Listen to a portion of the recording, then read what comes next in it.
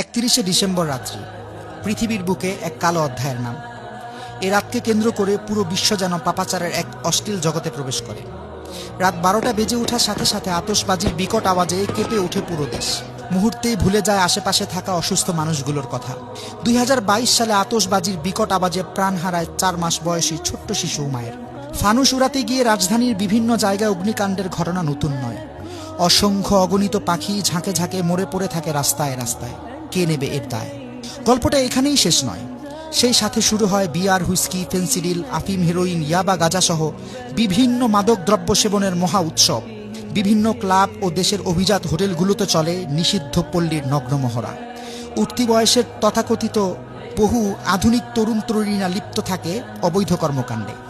Just enjoy করতে গিয়ে সম্ভ্রান্ত ঘরের অনেক তরুণী নেশায় বুঁদ হয়ে সম্ভ্রম বিলিয়ে দেয় জাস্ট ফ্রেন্ড নামক হায়নাদের কাছে।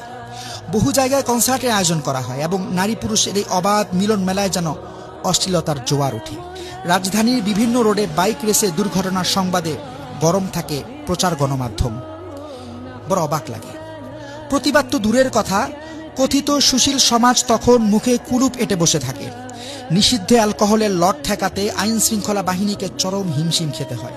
একজন মুসলিম হিসেবে কি ভেবে দেখেছি এ জাতীয় বস্তা পচা নোংরা সংস্কৃতি কি আমাদের পক্ষে শোভা পায়?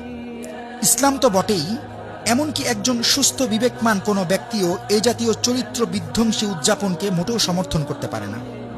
সত্যি কথা বলতে কি জানেন, এই ঘৃণ্য সংস্কৃতি আমাদের নয়। তাই আসুন পশ্চিমা এই অপসংস্কৃতির বিষাক্ত ছোবল থেকে নিজে সতর্ক হই, অন্যকেও সতর্ক করি। ساهمتم في نشر الخير مثل السحاب